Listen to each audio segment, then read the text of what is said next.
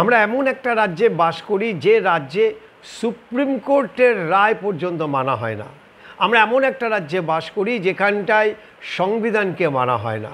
আমরা এমন একটা রাজ্যে বাস করি যেখানটায় পার্লামেন্ট এবং আপার পার্লামেন্ট অর্থাৎ লোকসভা এবং রাজ্যসভায় যে বিল পাস হয় সেই বিল আইনে যখন পরিণত হয়ে যায় সে আইনকেও আমরা মানি না। এমন একটা রাজ্যে আমরা বাস করি। অন্তত রাজ্যের মুখ্যমন্ত্রী তিনি যেভাবে গলা চড়িয়ে বলেন যে আমি মানি না, সত্যি তো এরকম রাজ্য সারা ভারতবর্ষে কারণ পৃথিবীতে কোথাও পাবেন কিনা যথেষ্ট সন্দেহ আছে। আপনারা ভাবুন যে রাজ্যের একজন মুখ্যমন্ত্রী এবং রাজ্যের প্রধান প্রশাসক তিনি এইসব সংবিধান বা সুপ্রিম কোর্টের নির্দেশ মানেন না। যোগ্য এবং অযোগ্য শিক্ষকদের বিরুদ্ধে যে রায় বা সুপ্রিম কোর্ট দিয়েছিল সেই রায় কি মানা হয়েছে? মানেননি। অযোগ্যদের টাকা ফেরত দেওয়ার কথা পরিষ্কার নির্দেশ দেওয়া হয়েছিল সুপ্রিম কোর্টের তরফ থেকে, তিনি সেটাও মানেননি। সেখানেও তিনি মাসিক ভাতা সিস্টেম করে আপাতত তিনি সেটাকে ঠেকা দেওয়ার চেষ্টা করেছেন।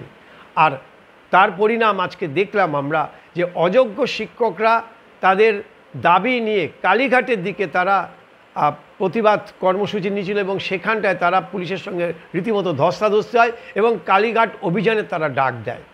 খুব মজা, ভীষণ মজা। আমরা এটাই তো বলতে চেয়েছিলাম যে যোগ্য শিক্ষকদের আপনি যে ডিসেম্বর মাস পর্যন্ত যে চাকরির ব্যবস্থা করছেন অযোগ্যদের আপনি ঠেকাতে পারবেন তো? কারণ টাকা তো তারা আপনার নেতাদের দিয়েছে। সেই টাকা আদায়ের দাবিতে এই অযোগ্যরা যদি রাস্তায় নামে আপনি ঠেকাতে পারবেন তো? সময় বলবে। কিন্তু আজকে আমরা সেটা দেখলাম যে কালীঘাট অভিযানের মুখে কি ধুন্ধুমার কাণ্ড ঘটে গেল। এ তো সবেমাত্র শুরু হলো। কারণ এই অযোগ্য শিক্ষকদের ভাতা দেওয়া নিয়েও ইতিমধ্যে হাইকোর্টে মামলা হয়েছে। সেই হাইকোর্টের মামলার রায় কবে দেয় এখন সেদিকে তাকিয়ে রয়েছেন। কিন্তু তার আগেই এই ঘটনা ঘটে গেছে। এক আজব রাজ্য। এখানটায় একের পর এক দুর্নীতি হয় কিন্তু দায় মুখ্যমন্ত্রী নেন না। এখানে একের পর এক দাঙ্গা হয়ে গেছে, মুর্শিদাবাদে কুপিয়ে খুন করা হয়েছে কিন্তু তিনি কোনোটার দায় নেননি। তিনি দায়ী করেছেন কাকে? বিএসএফকে দায়ী করেছেন। তিনি দায়ী করেছেন কেন্দ্রীয় সরকারকে দায়ী করেছেন। আজ পর্যন্ত কোনো দুর্নীতির দায় তিনি নেননি।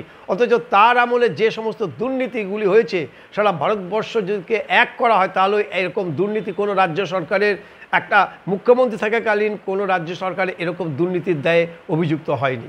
একের পর এক দুর্নীতি হয়ে গেছে। আমাদের বেশ মনে আছে যে রাজীব কুমারকে যখন গ্রেপ্তার করতে এসেছিল সিবিআই, স্বয়ং মুখ্যমন্ত্রী রাস্তায় নেমে পড়েছেন। পৃথিবীর ইতিহাসে কখনো এরকম কোনো ঘটনা ঘটেনি। আর এবারও আমরা দেখলাম যে সমস্ত তার দলের নেতা এবং লিপস অ্যান্ড বাউন্সের নাম উঠে এসেছে, স্বয়ং তার ভাইপোর নামও জড়িয়ে গেছে। যখন এই দুর্নীতির সঙ্গে যুক্ত হয়ে গেছেন এই দুর্নীতিবাজ মন্ত্রিসভা, দুর্নীতিবাজ নেতা এবং তার দলকে রক্ষা করার জন্য তিনি সরকারের পয়সায় অর্থাৎ জনগণের পয়সায় তিনি ভাতা দিয়ে সেই চোরদের তিনি ঠেকা দেওয়ার চেষ্টা করছেন। একটা বলে না যে গাঁটকাটা চোরের সাক্ষী হয়, সেই গাঁটকাটা চোরের সাক্ষী হয়ে গেছেন রাজ্যের শিক্ষামন্ত্রী। তিনি বারবার করে নানা অছিলায় নানা ধরনের কথাবার্তা বলে তিনি ভুজুং বাজাং দিয়ে কোনো রকমের সময় কাটানোর চেষ্টা করছেন। কিন্তু এভাবে সম্ভব নয়। কেন? তার কারণ হচ্ছে যে অযোগ্য শিক্ষকরা টাকা দিয়ে চাকরি নিয়েছিল তাদেরকে টাকা ফেরত দিতে হবে। তারা কোথা থেকে টাকা ফেরত দেবে? প্লাস তার সঙ্গে সুদ। ফলে এই অযোগ্য শিক্ষকরা কিন্তু ছেড়ে দেবে না। অন্যদিকে মুখ্যমন্ত্রী বারবার তিনি যেটা বলছেন যে তিনি আছেন, কোনো ভয় নেই, আসলে তাকে কেউ আর এখন বিশ্বাস করছে না। আর যে কারণে এই শিক্ষক আন্দোলন ক্রমশই চলছে, আরও দানা বেঁধে উঠছে।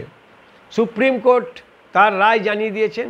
হাইকোর্টে ফের পিটিশন হয়েছে এই অযোগ্য শিক্ষকদের নিয়ে তিনি যেভাবে ভাতা দিচ্ছেন তার বিরুদ্ধে। কিন্তু এই সবটাই রাজ্যের মুখ্যমন্ত্রী ডোন্ট কেয়ার মেন্টালিটি নিয়ে তিনি এখনও পর্যন্ত চলেছেন।